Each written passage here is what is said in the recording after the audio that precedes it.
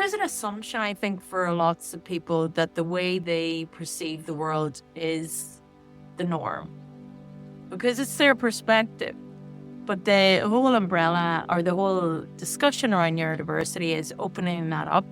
I suppose it's encouraging that inquiry, that curiosity, empathy, and kindness towards different people who perceive the world differently, who think differently, and who experience the world differently. That's what I think neurodiversity is, just being aware that our brains are all wired differently and how that impacts how we engage, relate, communicate, and experience the world. Compassion always wins, as far as I'm concerned. And it's not that difficult to get your head around, but it's just not the way this country's often operated. Bully boys have got their way. Violent men have got their way. And there's still those bullying. I find there's a lot of bullying at the community I was born into. I've got a lot of bullying, but I'm able to stand my ground and I have a lot of privilege. I was brought up middle class, so I've got that privilege. I've got that educational privilege, and I try and use my privilege to speak up for others who don't have that privilege. But I know we are losing people. It's quite a harsh environment for people who are different.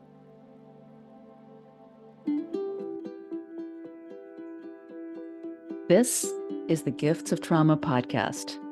Stories of transformation and healing through compassionate inquiry.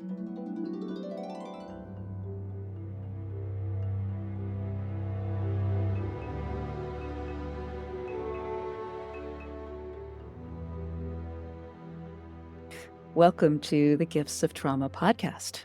I'm Rosemary Davies-Janes, and I'm here with Kevin Young, and we are speaking with Dr. Louise Taylor. She's a neurodivergent therapist and researcher who blends counseling, consultancy, and coaching in her therapeutic practice. And in 2020, she received an autism diagnosis, and she also received a dyslexia diagnosis 2 years prior. Now, Lou, I've got so many questions, even starting with your bio. So I wonder if you'd like to jump in and just tell us what is a little less formal that you'd like our listeners to know. Actually, I got late diagnosed with autism. I think it was November 2020. But actually, the dyslexia I got in February. I think it was the final stretch of my PhD. So the last few months of my doctorate, I found out I was dyslexic, which as an internal student, that would have possibly been quite handy to know prior because of all the minor errors that I made in my master's and throughout my educational, career. So I love nature. I love dancing. I love singing. I feel like they talk about the eternal student. I feel like the eternal teenager. I feel like I was born to the night. I like this whole idea of dancing for no reason, but just that it's lovely. And often lots of people need alcohol or bloody straw beer sometimes, but I suppose informally, I love to have fun. So I take what I do seriously, but I also think there's a lot of joy and fun to be had in this work. And I like to enjoy my life as much as possible. Beautiful, beautiful.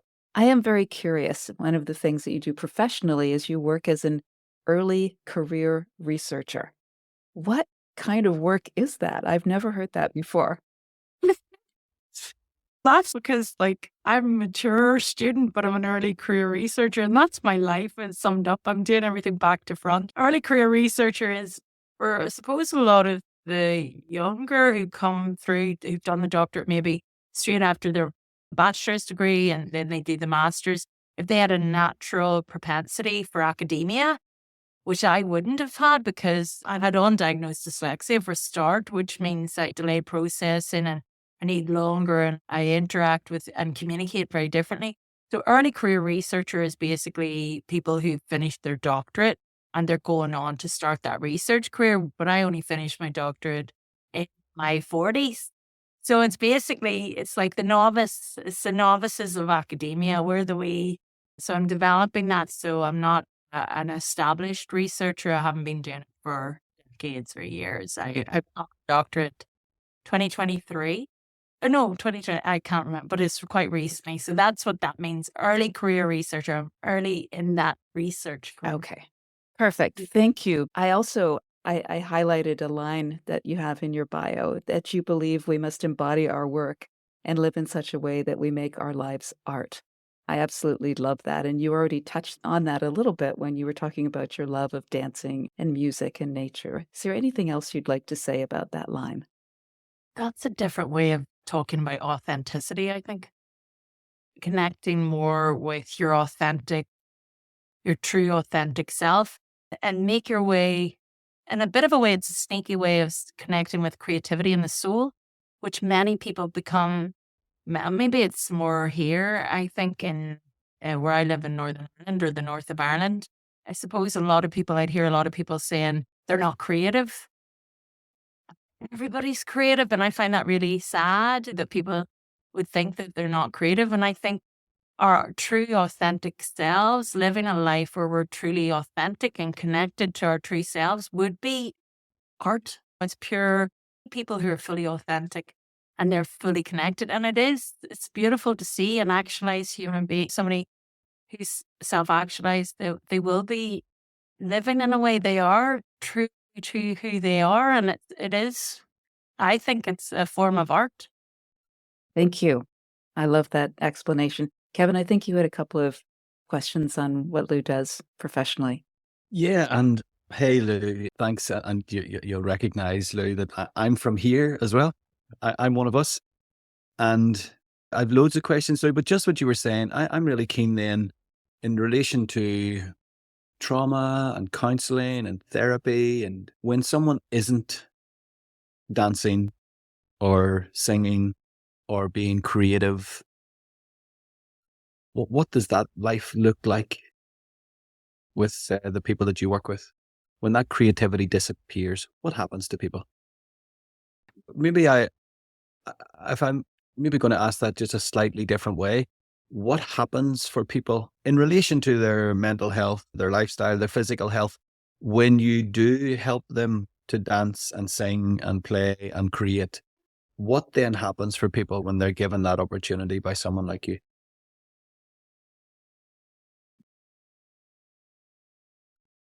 That's what I do. I'm going to be connected with creativity more.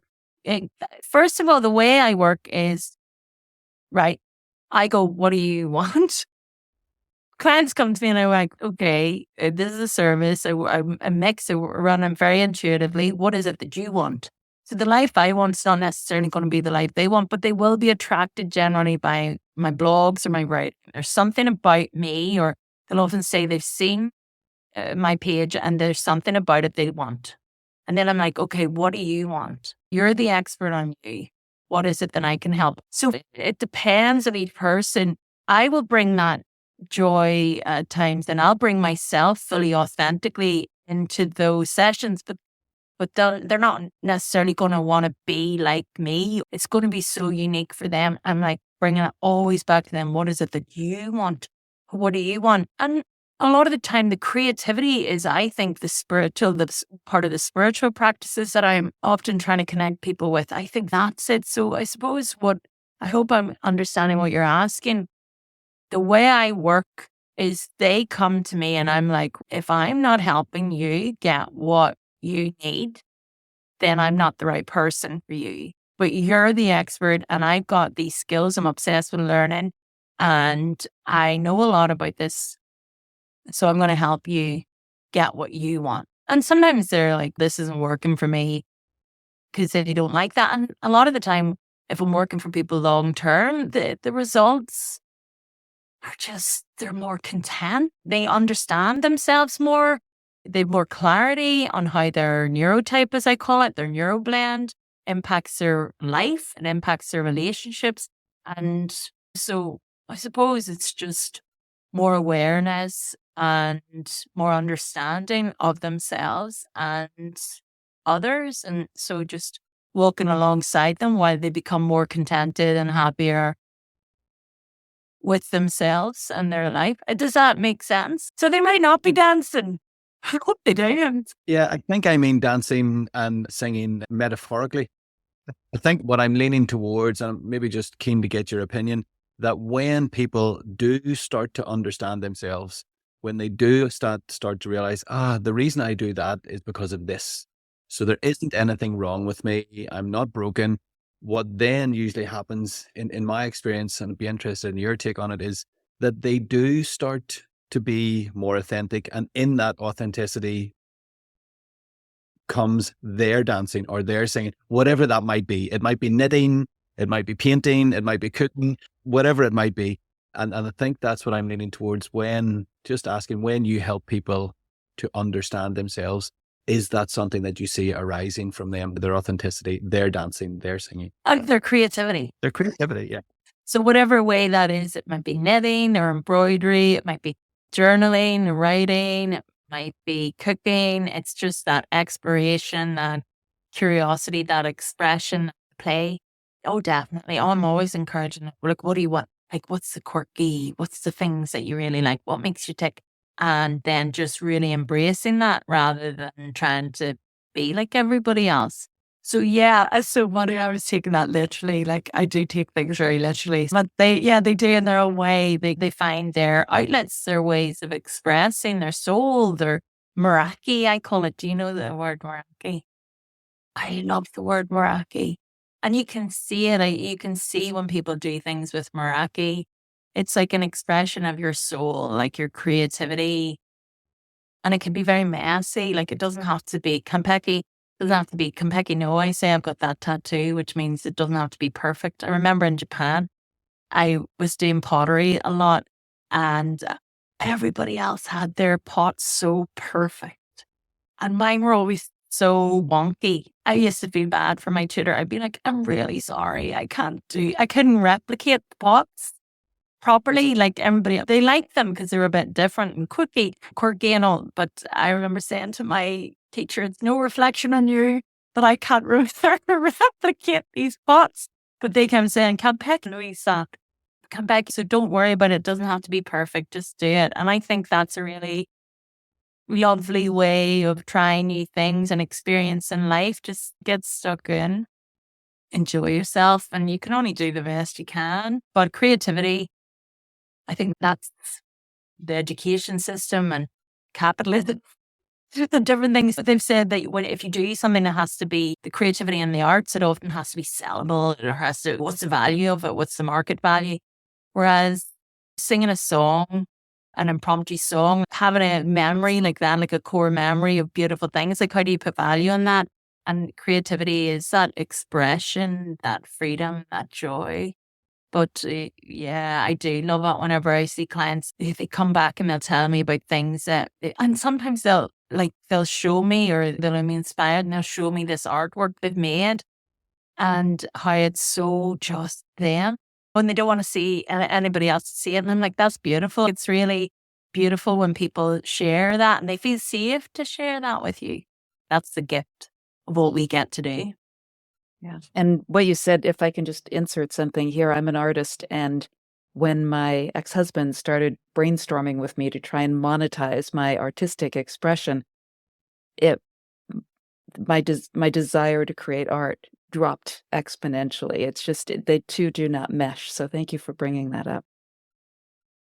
Yeah, it's so sad too. I think that's why people do think they're not creative, because they're not good at art, or they can't. I couldn't copy, like I say, I couldn't copy at school. There would be an apple, so I couldn't really draw the apple that well. So then I internalized, I'm not good at art, which took me years to unlearn that and understand, like, that's not the point of art. No, it's not to perfectly replicate a thing that you see. No, not at all.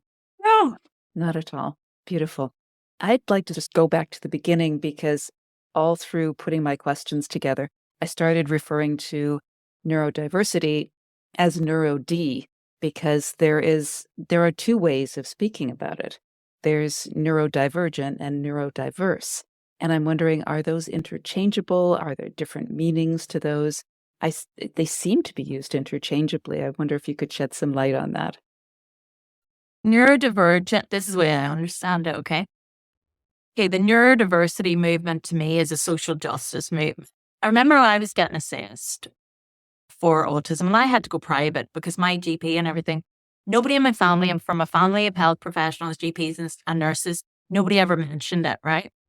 And then I went to my GP and they were like, no, there's no point. You're too smart. You're too successful. You're too intelligent. But it was actually quite dangerous for me because I didn't pick up on stuff and there was stuff, I had loads of blind spots. But when I went to get assessed privately, the woman said, you're obviously autistic, right? You're obviously on the spectrum. It's just the way I turn up, the way I use communication and the way I use language, right? The way I communicate. I was like, okay. And she said, you may be in the minority now, but in the future, it's going to be the majority of people are going to be considered neurodivergent. And it's basically, to me, it's a stance where we're saying whatever these systems are saying is normal and that we should be able to function at that level. I'm not that. I'm basically going right over here because I can't keep up with this. I can't keep up with what's expected us in society. I can't keep up with what's expected for us to tick all the boxes, to work 9 to 5, to be able to go into the office, to avoid burnout. So whatever they've decided is a healthy, normal person in terms of nervous systems and in terms of mental health, I'm not it. So it was after years and years of me really struggling and telling people what I was experiencing and them telling me, no, you're grand, that I was like, no, I can't do that. There's something about the way everybody else is able to do things and I get burnt out. So neurodivergent, to me, identifying as neurodivergent is saying, whatever you've decided the normal is, I'm not it. And then it's like, there's this beautiful movement of being very neuro-affirming, neuro-respectful. And that is what's coming out. But also what I find is the amount of ableism there is in society, the amount of neurophobia is the biggest issue I've come up against. And like, people are incredibly neurophobic. I find people who I'd known for years, as soon as the diagnosis, I bought it. Like, I bought that term. They didn't know how to communicate with me, but they'd known me. So what changed? I didn't change. I had an awareness. Like, I read my report and the first thing I thought was, how am I not dead? You know what I mean? I thought, how am I not dead? I can't pick up on danger cues. That's important to know. It's important for me to pick up and to understand what I don't know so I can get the appropriate support. But I think because of the ableism, particularly within the medical profession, and because of the neurophobia within the medical profession, they thought they were doing me a favor by shielding me from that diagnosis. Do you see what I mean? Yeah, I do. And if I can interrupt here just for a second, I believe I probably need to get a diagnosis myself. And I remember when I was going through the compassionate inquiry training, we were talking about neuroception. And I was making up stories to explain to myself why my neuroception was broken. Because I also don't, I think safe things are unsafe, and I think unsafe things are safe. Like, I have no directional focus. I might think that's north, but I walk that way and it turns out it's not anywhere near north. So you're offering another explanation to things. And I wonder how many of us just make up little stories and pick reasons that we are the way we are when it could all be explained. And what you're describing with your autism diagnosis, I experienced when I got diagnosed as a highly sensitive person. It's, that checkbox. It made me make sense to me through a different lens. So, wow, highly sensitive. Yeah, thank you for sharing that because that's lovely neuroception and that language and making it up and being creative with it. Like, I made up neuroblend because I'm more ADHD than autistic, but I haven't paid for that diagnosis.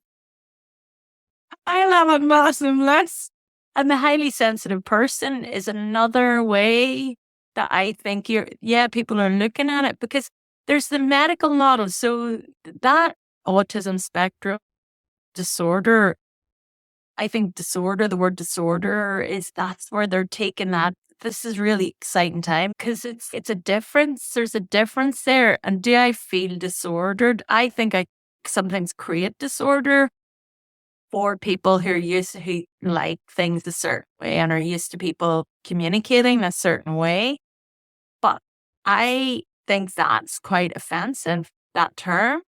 So I feel like I have a great life and I have a lot to offer society, and everybody I work with has too.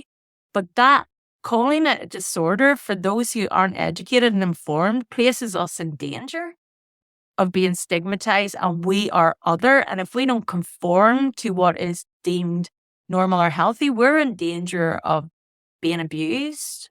Whereas I think I'm different. I think my brain's wired differently. But in certain areas, I'm celebrated and told gifted children for it. Like all of them, I think pretty much all of them are going to meet that criteria to get that diagnosis. Yeah, I'm guilty of that as well. And I love what you're saying about normal too, because Gabor's latest book is The Myth of Normal. And you alluded to the fact that normal is going to be, normal is going to be very much the minority as we move forward. And I wonder if we could just look at that dig into that a little bit. I'd like to share a couple of quotes from Gabor, and then I'm going to ask you to speak on your perspective. So this is long ago. In a 2010 interview, Gabor linked autism to the impact of stress on brain development. And he said the child's brain development depends on the presence of non-stressed, emotionally available parents. In this country, meaning Canada, that's less and less available. Hence, you've got burgeoning rates of autism. It's gone up 20 or 30-fold in the last 30 or 40 years. And when he was asked to explain autism, he said, autism is a whole spectrum of disorders, but the essential quality of it is an emotional disconnect. These children are living in a mind of their own. They don't respond appropriately to emotional cues. They withdraw. They act out in an aggressive and sometimes just unpredictable fashion. They don't know how to. There's no clear sense of an emotional connection and peace inside them. And I wonder what you would like to say about that perspective. I know that it's from 2010. Yeah, it was an interview he did. Yeah. I know. So that's very interesting. This is one of the reasons why, if somebody had said to me in the 1990s, I write comedy, right? So I'm writing about how in the 1990s, I didn't have autism. There's no chance. I don't think you would have found anybody. But look at the research and look at the knowledge and what he's saying, emotional disconnect. It's the unpredictability. I see autism as like almost an anarchist condition. I see ADHD as like an anti-capitalist and autism like an anarchist one, right? But I do think it's very connected to trauma in the brain, trauma and development. And I've written on this about Northern Ireland. Have you seen the rates we have for Northern Ireland? Kevin, you might know. They are like the waiting list, the rates that we have, they're off the scale. Like we are, I think, 3 times more than England. I think we're 3 times more than the Republic. So we've had a 30-year, like they refer to it as the Troubles, which I find very offensive. It's 30 years of civil war, like 30 years of real intense, really chaotic, horrendous violence. If you think about it, Kevin, the things that we had normalized, I don't know how old you are, I'm 46. I was born in 78.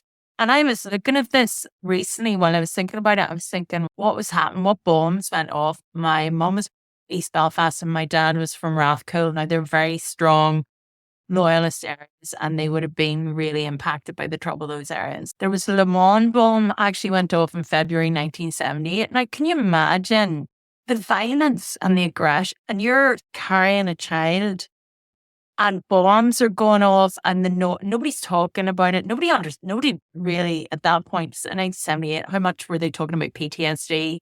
How much were they aware it was trauma? Was therapy? Like people still think you're mad here in this country. It's the highest PTSD and if you're going to therapy, they say, oh sure, there's nothing wrong with me. But we've got the highest rates of PTSD because we had 30 years of civil war. The rates of autism, to me, are telling us that transgenerational trauma is huge. But it's not just autism, ADHD, which ADHD is very much similar to complex trauma. They're all varying degrees of trauma. But you meet one person with autism, you meet one person with autism. And I do think this is where there has been a lot of misogyny with regards to not picking up on females and how it's different. So 2010, that's a quote, but that was looking on mostly they had men or males or boys diagnosed. They weren't even looking at the difference. And that's another thing as a neurodivergent therapist. Females present very differently. They behave very differently. And to me, I think we've got to really open up to how these conditions or how they impact differently the genders, sexes, and what exactly it's telling us about how things are changing and what we need to do to connect. Because you would think with people getting these diagnoses that there would be support and that people would be kind and they'd be compassionate and they'd be understanding the patient. Actually, that's not the case. The diagnosis is showing, the masses of diagnosis are showing that our services can't cope, that people aren't really interested and that people are still struggling. So my diagnosis taught me, it actually alienated people further from me because they just didn't know how to cope, right? But there was no support whatsoever in terms of like accommodations or anything. Autism, I think, is so badly misunderstood. It has been misappropriated because it's often been given, the label's been given of people, particularly males or boys, have been violent or disruptive in school. So it's got this stigma, not only with meltdowns, with aggressive, violent meltdowns, which means that often a lot of females who maybe have shutdowns, who have anxiety, who exhibit like other forms of behavioral disturbances, such as eating disorders, such as self-harm. Really, there's a real danger, I think, for a lot of females of getting into highly abusive, manipulative relationships with narcissists. That's not what people are thinking when they think autism. From my perspective, what they should be thinking is often people who take things to the extreme. And that is the good and the bad. So that is the empathy, the compassion, the care, the love. They'll take that to the extreme as well as they might take other behaviors to the extreme too. Does that make any sense? 100%. 100%. Yes. Kevin, did you want to say something?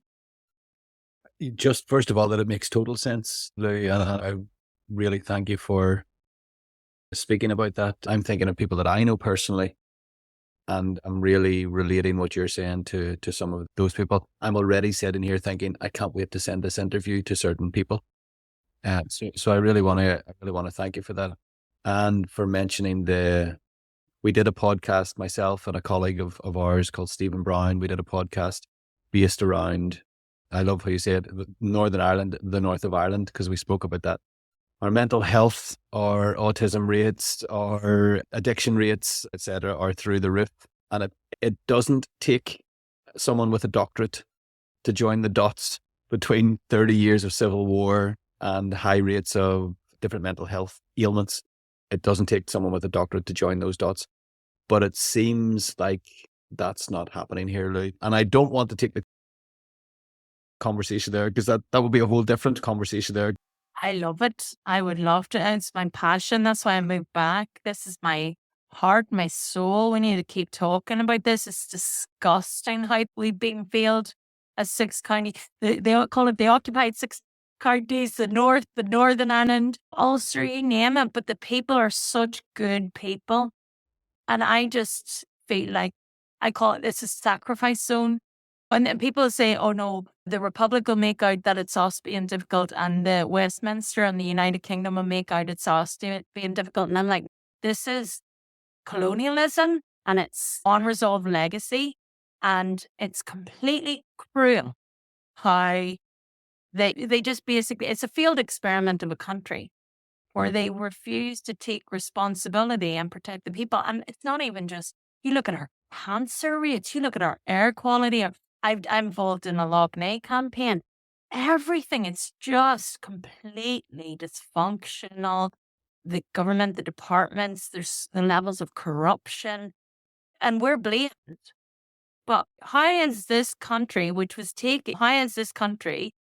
Republic of Ireland won't take responsibility, and their people have been failed and they've had the worst discrimination. UK government blame us. Like, it's just, and still we deal, but the people are such good people, Kevin. We bicker, oh my goodness, but we're not blowing each other up anymore. I always think that's great. But we do bicker and we are fiery and feisty. But in terms of what we've had to overcome as a people, I think it's remarkable. But I do feel thoroughly fed up with the Republic and Westminster. I think they both failed us all spectacularly. And I don't think enough is being done to deal with the mental health, but also the public health crisis we have as a country. Thank you. Thank you. Now, I want to ask you, you published a short YouTube video titled, "What is Neurodiversity?" If we can get back and fill in listeners who may be hearing about this for the first time, could you just give me a brief summary of what you cover in that 4 minutes? What is neurodiversity? So it's looking at the neurology, it's looking at the brain. So it's a range of different brain wiring, the range of different ways of thinking, so of processing and of disseminating information. But it's also really looking at sensory issues. And that's where you're just bringing that to the awareness. There is an assumption, I think, for lots of people that the way they perceive the world is the norm because it's their perspective. But the whole umbrella or the whole discussion around neurodiversity is opening that up. I suppose it's encouraging that inquiry, that curiosity, and that empathy and kindness towards different people who perceive the world differently, who think differently, and who experience the world differently. That's what I think neurodiversity is, just being aware that our brains are all wired differently and how that impacts how we engage, relate, communicate, and experience the world. That's great. That's great. Thank you. And I had the privilege of reading a couple of posts you wrote on people with neurodiversity and environmental activism. And since our listeners had not had that chance yet, I wonder if you could connect those dots for us, because I found that fascinating. Yeah, I wrote some of the environment, the climate, and ecological crisis. You've got Greta Thunberg. They could diagnose Asperger's at level 1. That was the same with me, even though they don't use that term anymore. You've got Chris Packham. He's one of the most famous ones here. He's on the spectrum. So I think that's, again, taking things to the extreme. Those people who live in that kind of, this is not right and I must do something about it. And they're really challenging the status quo, really challenging the norm. And they're challenging the norm in terms of our relationships, not just with each other, but with the natural world, with the more than human or the non-human world. And a lot of people, I'd say most people in the environmental movement are neurodivergent. Have you ever heard of Roger Hallam? I could listen and watch Roger Hallam all day.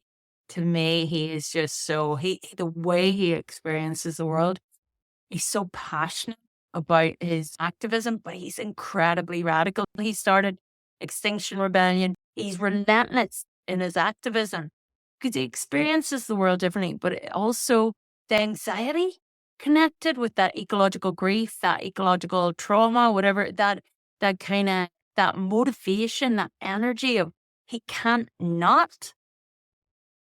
As a creative, as expression, he's got that in him, that internal experience of being that highly educated, being that aware of the science, of the issues, to function or to find peace or to, they must act. And that was my research, actually, my doctorate. It was saying for in times of a climate and ecological crisis, when you're that well educated, you're even observing it yourself. Roger Hallam was a farmer. He noticed, he became aware because his crops kept failing. Then the best way to reclaim your health and your power is to become activists and do pro-environmental activities. So I would do that. I would be very involved in campaigns and stuff. But I would be involved in local campaigns to protect the environment. And that's because some people can see a burning fire, a house, or some people can see something's wrong with the world and not act. But I think for a lot of neurodivergents, a lot of people I work with, a lot of people I know, that's not it. They can't live with themselves if they don't do something. So a lot of neurodivergents can't forget, they can't let go, they need to do something if they know something. And that's because I think a lot of them have their interactions, their life is guided by different values and different morals. That might sound like trying to say, oh, you feel like you're really morally superior and different things. I remember close relative of me saying, oh, you always behave like you're morally superior. And I was like, no, I don't think they're morally superior. It's just the way I think. It's just, I'm like, that's the right thing. Or we're supposed to do that. And that can be really annoying for people who don't have that they don't have the urge, they don't have the desire, and they don't think or see. They don't maybe take those as seriously. But I think for a lot of neurodivergents, again, they'll take things to the extreme. So if they believe something, I think it's like moving a mountain. If somebody's got a core belief I work with, somebody on the spectrum has a core belief and it's tapped in, they're not going to shift it. They're going to stand firm. And I can get them into a lot of trouble. That's why Roger Hallam, he's not diagnosed, I don't think, but to me, he's clearly neurodivergent. Like he is so committed to this. But that can get them into a lot of trouble because when they believe something, they find it very hard to shift. And you can see they might be the emperor's new clothes. They call out, there'll be whistleblowers will be on the spectrum. Anybody could tell and speaking the truth in really quite dangerous ways. Could I pause you, Lou, for just a wee second? Would that be okay? I noticed in myself, I'm just absolutely fascinated listening to you. I noticed in myself a real arising of sadness. I can still feel it in my voice.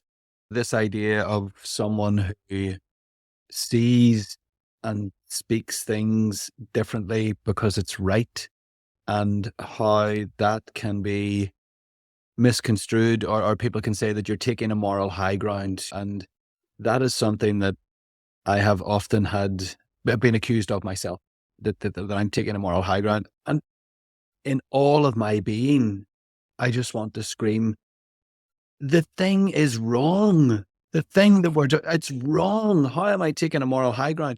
So I really noticed a well of sadness in that being murdered for me. And then I had a question that you were about to, you just started speaking about. Tell me, if you will, for someone, and I'm going to say like me or like you or anyone else that sees the world differently, they see this pain, they see this suffering, they see that things aren't right, they're speaking out about it, and they're getting shut down, they're told that they're taking a moral high ground. That must be really difficult for people to live in that space. What is the impact of that on people, in your opinion? So when they're coming to you, they're seeing the world as they see it, and they're getting shut down. What happens to that person? They get into trouble, you were about to say. Tell me more about that. Well, this is where you find the community, and this is where this movement and what's happening and people seeking out late diagnosis. So if they begin to shut down, if they're not accepted or they can't have that connection, or they're told they're being morally superior, they're being wrong. And many of us will have been abused or bullied. Like, for instance, I got arrested for writing what I thought. That's one of the things that led to my diagnosis for my safety. And I hadn't committed any crimes. But it was shocking enough for people, the status quo in this area. Now, this is like real Bible Belt, really misogynistic place. We're one of the least safe places in Europe to be a woman. Okay. So I was writing a blog. It was called Musings of a Wild Woman. And I remember 2 police officers. I had a 6-year-old here. This is years ago. And it was called Musings of a Wild Woman. And it wasn't great. And I was like, 2 police officers coming up my house. And I'd never, ever had any trouble with the law. That's the kind of thing. Do you see what I mean? And I knew I hadn't committed any crimes because I'd worked in the probation service. I understood the law. I worked as a legal advocate. So I was like, look, so they came, 2 male police officers. You'd have sworn I'd murdered somebody by the look in their face. Right? But it was because I terrified people because I was so different. So I was writing what I thought. I was very critical of the system. I was writing what was happening. But men in this area were used to women not.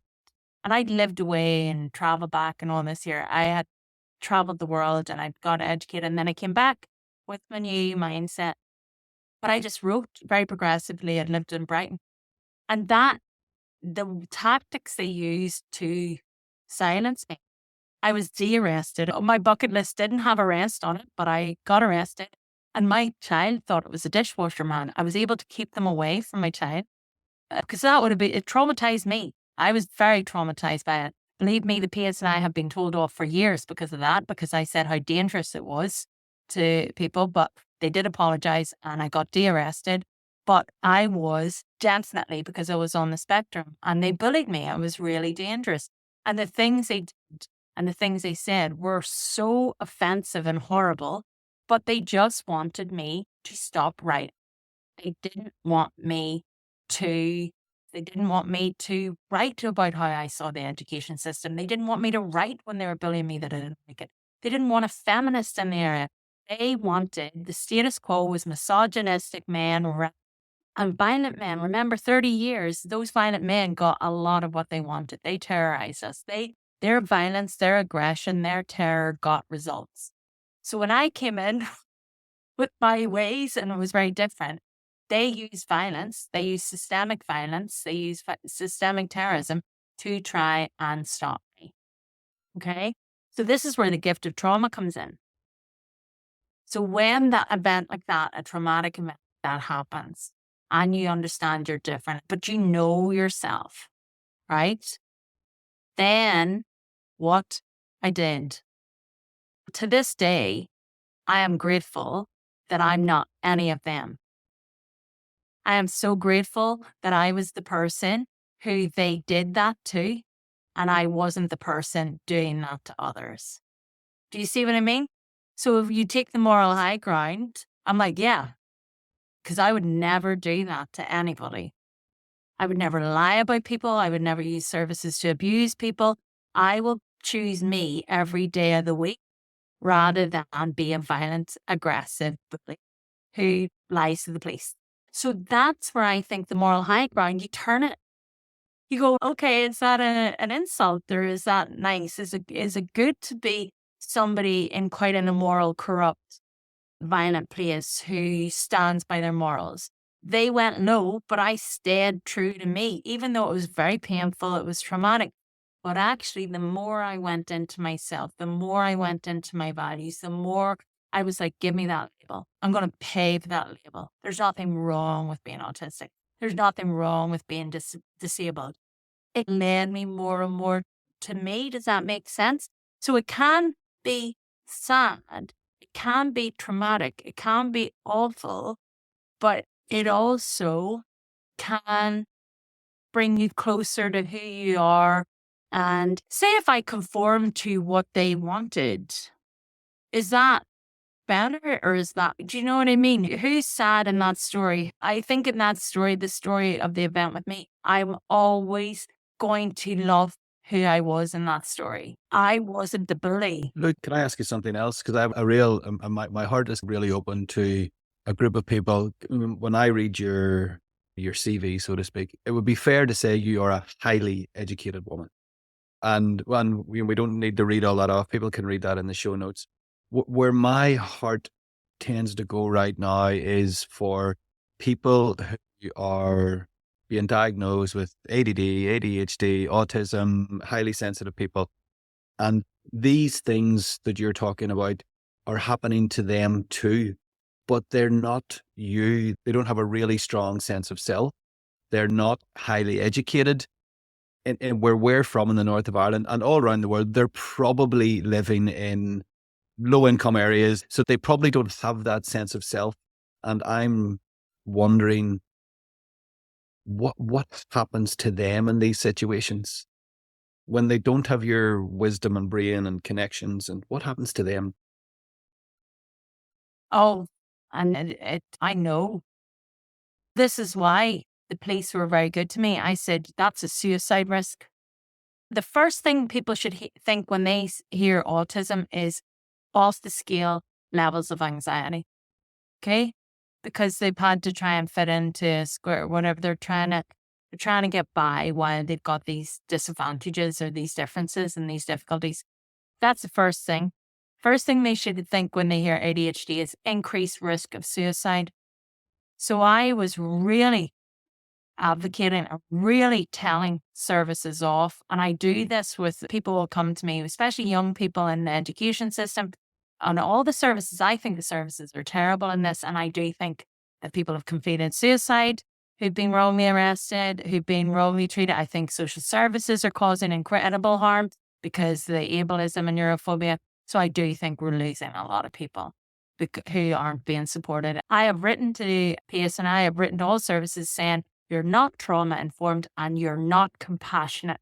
You need to be compassionately led. All of the police officers should be compassionately led. And look at the levels of neurodivergence in this country. If they're not trained in compassion, policing compassionately, I don't know what they're doing, and trauma informed. Now, the PACE and I'm going to give it to them.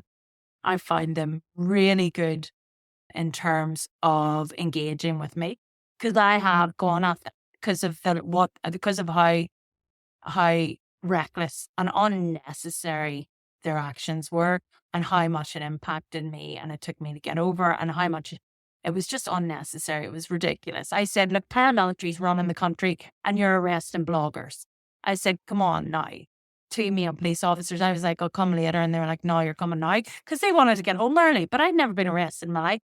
So we are losing people because these services and the institutions do not know how to lead with love, how to lead with compassion, and how to engage people, see people's pain. They'll see a behavior, especially with autism.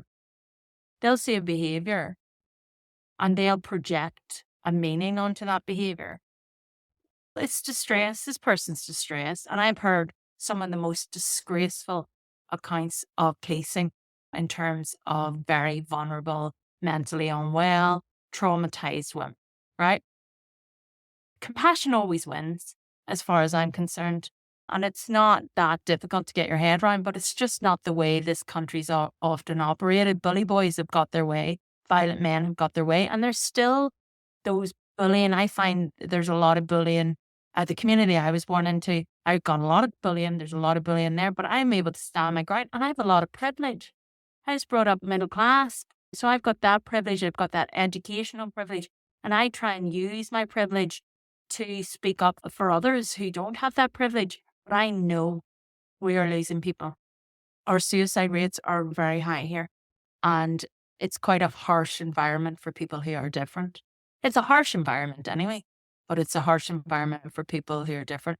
So that's what I do whenever possible. If anybody asks me for support, I'll always stand by them while I challenge the services if they have been mistreated.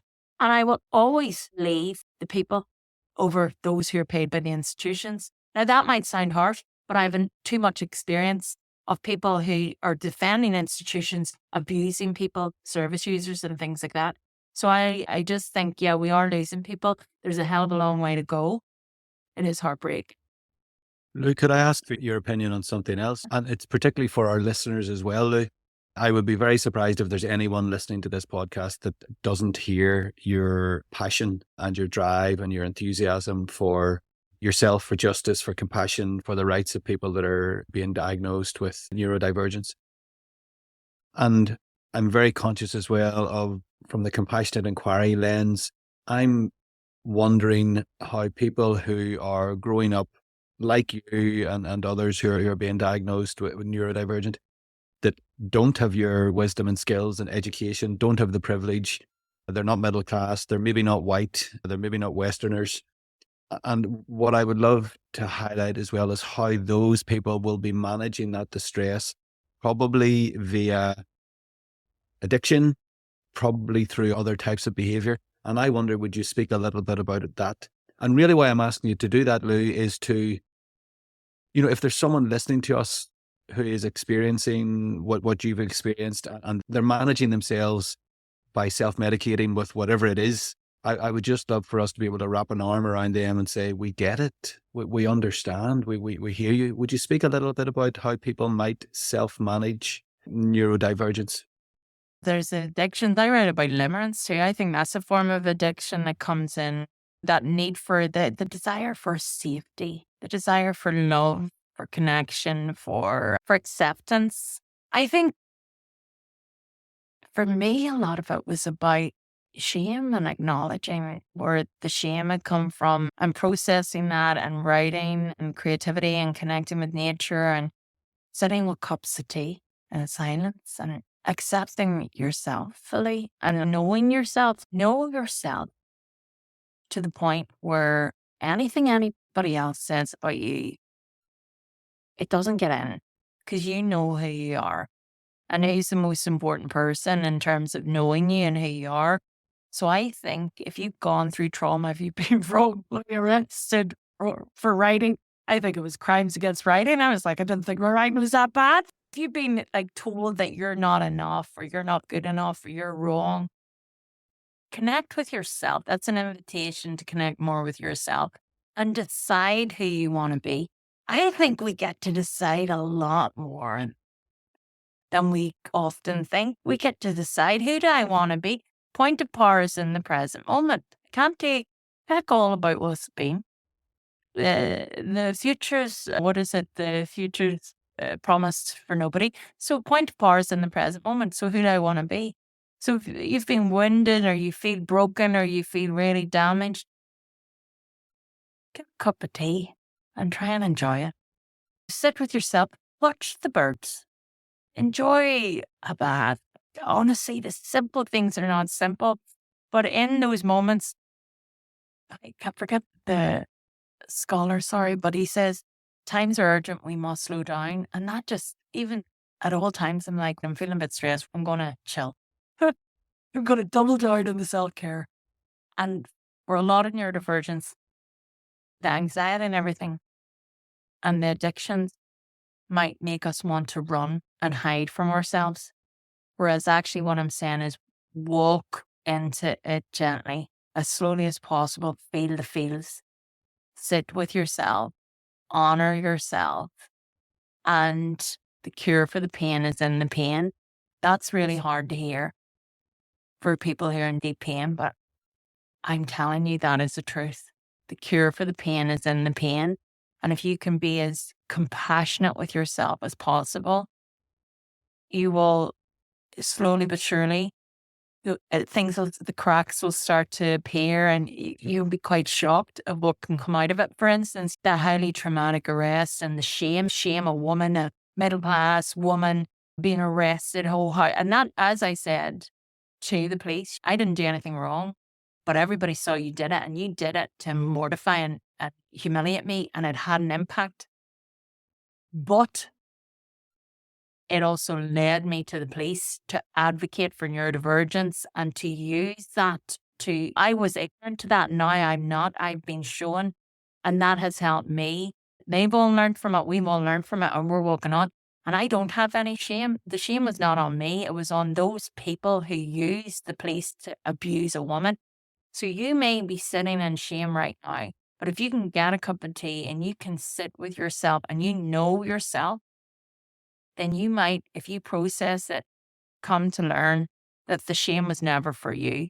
You might have been targeted. You might have been abused. People might be offloading, scapegoating on you. They might be using you to project. They see you as vulnerable. They see you as something different, and they might be using you for all their unprocessed pain. So if you can sit with it and honor yourself enough, it might be incredible what you can go on to do. Post-traumatic growth. So hold on. And if you can't get that compassion from others, give it to yourself. Absolutely.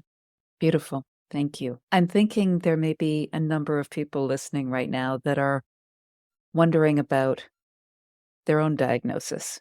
And I wonder if you could speak to us a little bit, like, how does one go about getting a diagnosis? And I think you mentioned something earlier that ADHD is separate, autism is separate. Like, how would someone who's just getting really excited listening to this conversation because they relate to one or many things you've said. How do they approach that? Because they may not even know which type of neurodiversity might be affecting them, because you could have said it could be many things. So can you speak a bit to that? I think the experts, Michael J. Fox says this, the experts are the people living with the conditions. And think about who you're drawn to and things. I know that diagnosis is a privilege and it's denied to many. So I will accept people who self-diagnose. I think the whole diagnostic process or the whole searching for answers or searching is a sign that you're like, I need a bit of help here. I want to know more about myself. I want to be more self-aware. I want to manage this. But I would say manage your expectations straight away, because the diagnosis does not necessarily mean that I was quite naive. I was very naive. There's no services and there's a big stigma. Now that's in this area. Be mindful.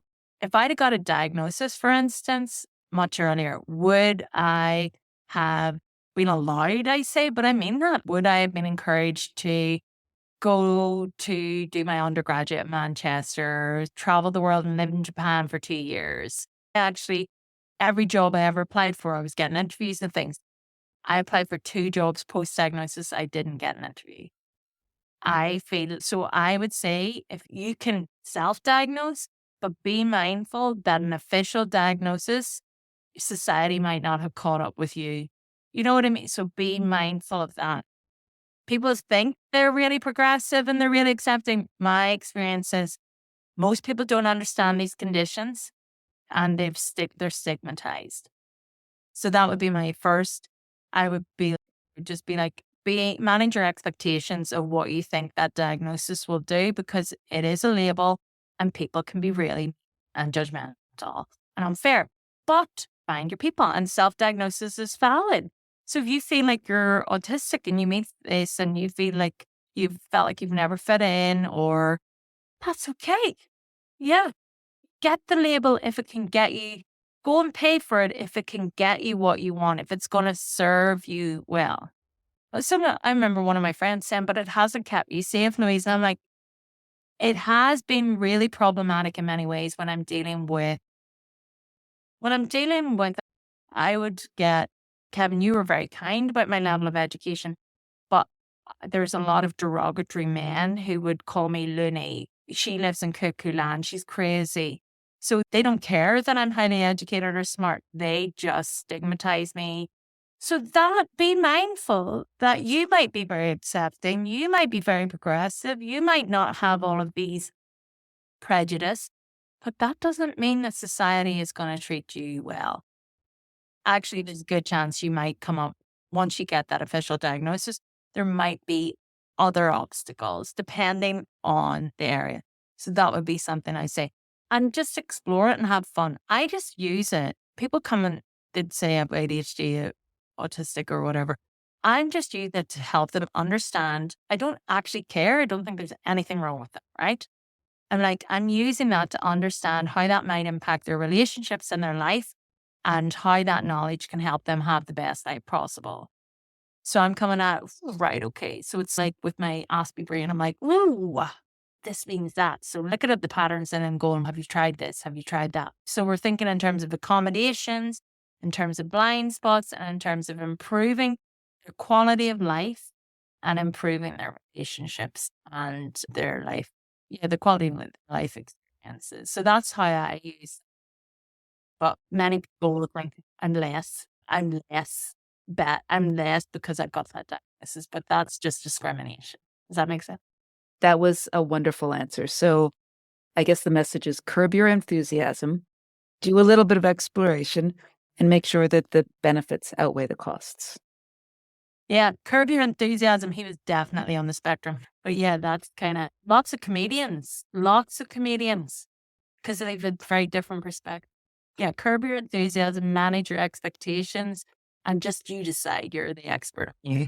Perfect. My next question, I think you can have a little bit of fun with. This podcast is called The Gifts of Trauma. So I'm going to ask you to share a little bit about the gifts of autism, or a little bit about the gifts of neurodivergence, however you'd like to take that.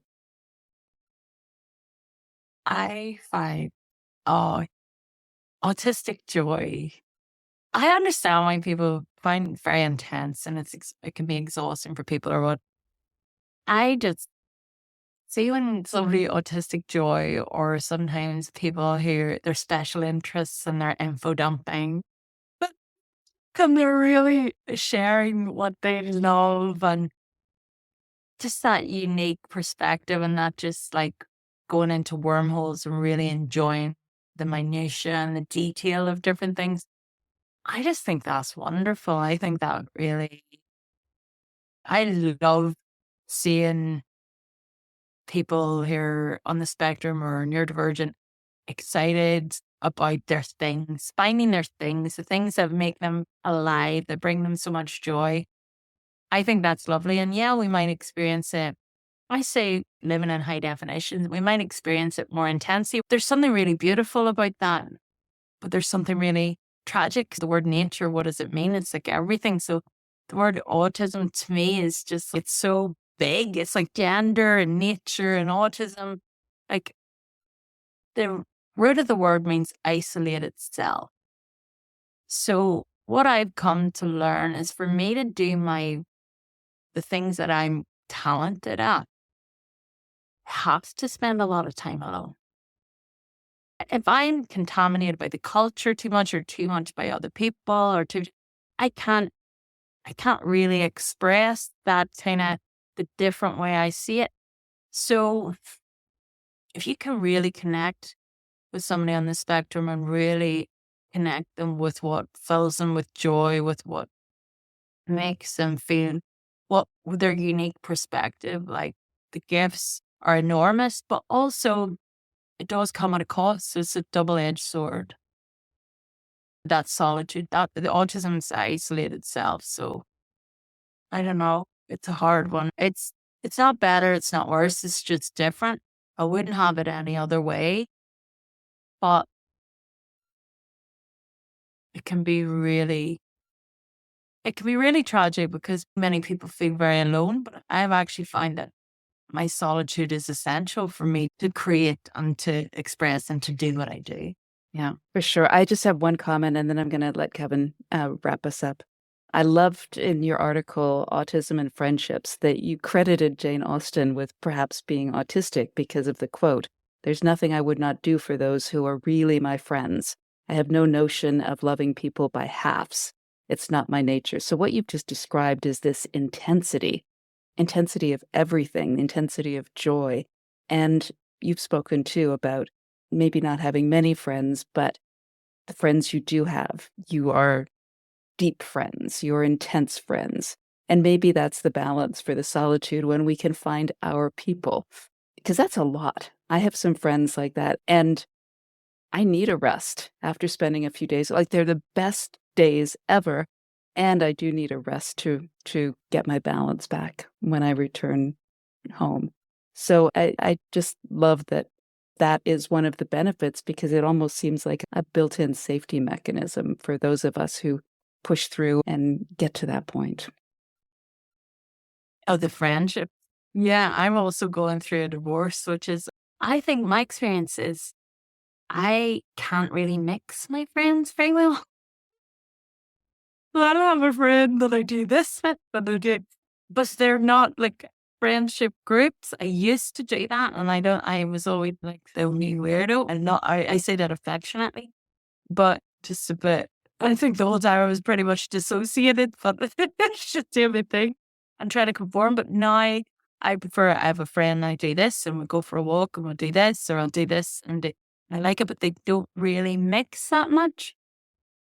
But I am interested in an intimate, I really do believe I would love a partner, but I actually think that I would be best suited to a partner who we don't actually talk that much.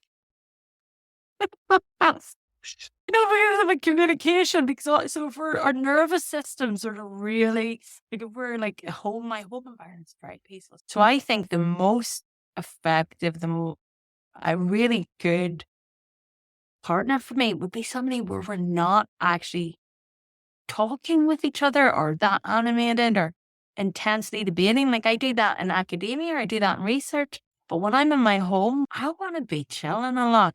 So that's the other thing about getting to know yourself and having relationships autistically, which means doing them atypically, doing them differently, and having, neurodivergent, autistic, close, intimate relationships. I actually do think really good partner is somebody my nervous system's regulate a lot, and we might communicate in a very different way, but we are chill a lot of the time. Whereas with my friends, like we're up to mischief, we're plotting, we're like, what are we going to do this campaign or that? And we're like having loads of fun. But I think looking at what is really good for you in an intimate relationship might not be too much. And we'll deal with women going and things. Fair enough. Fair enough. Thank you. Kevin, do you have any last questions for Louise? I don't have last questions, but what I do have, Lou, is a lot of gratitude. I'm deeply grateful for the topics that you've discussed, and I've been well aware of my own. Rosemary and I have a shared friend, Jordan Decker, and Jordan is neurodiverse, and he likes to call it neurospiciness. Yeah. And I'm very aware of my own neurospiciness, and just some of the things that you have been speaking of today, the light bulbs have been going off in my head, see that thing you just mentioned? I never knew that thing you just mentioned about not mixing friends. Hey. You have completely shone a light into my friendship relationships, completely. And I ask this question a lot of guests, and it's a playful question, but with a serious slant. Maybe if we're speaking to an audience of people who are interested in or affected by neurodivergence, maybe that's themselves, their family members, people they're living with, sons, daughters, husbands, wives, partners, whatever. If you could whisper a few words into the ear of people living with neurodivergence, what would you whisper into the ear of those people? Oh, wow. You're enough. Your life was not a mistake. I remember my affirmations. I love Louise Hay. I remember I just think so beautiful woman. I like Ruby is like, and I remember when I really hated myself. I really hated myself. And I just was trying so hard to not be me, to just be everything that everybody else wanted me to be. Like I was too, it was too loud. I thought too much. It was too this, too that. I remember the affirmations. I remember Louise Hay. My affirmations were, I am love. I am light. Everything is exactly as it should be. And I remember I started saying it, and I thought, what a load of bollocks. Fact, I am love. I am light. Everything is exactly as it should be. And I went, I'm not bloody love.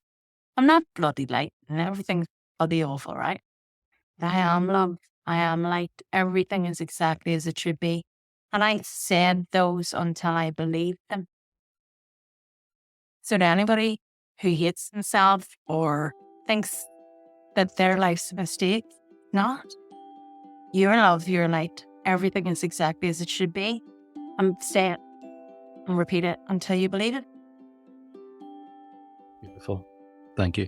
I really appreciate you, Ellie, and thank you for being here. Thank you.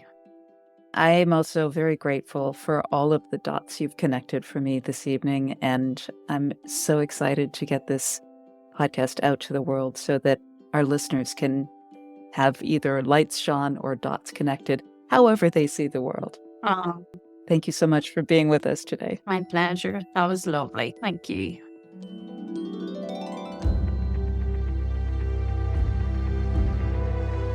If you've been listening to our podcast, you may have heard guests connect their birth experiences with enduring subconscious behavioral and emotional patterns, such as how they react, the roles they take on, how they view the world, and what they believe.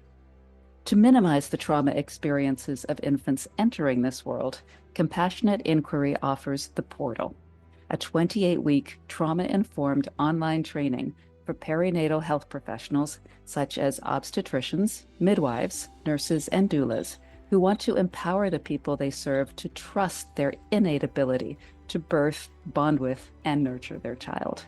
Use the link in the show notes to access the course details. Registration closes on February 23rd. The Gifts of Trauma is a weekly podcast that features personal stories of trauma healing, transformation, and the gifts revealed on the path to authenticity. Listen on Apple, Spotify, all podcast platforms. Rate, review, and share it with your clients, colleagues, and family. Subscribe and you won't miss an episode. Please note, this podcast is for informational purposes only. It is not a substitute for personal therapy or a DIY formula for self-therapy.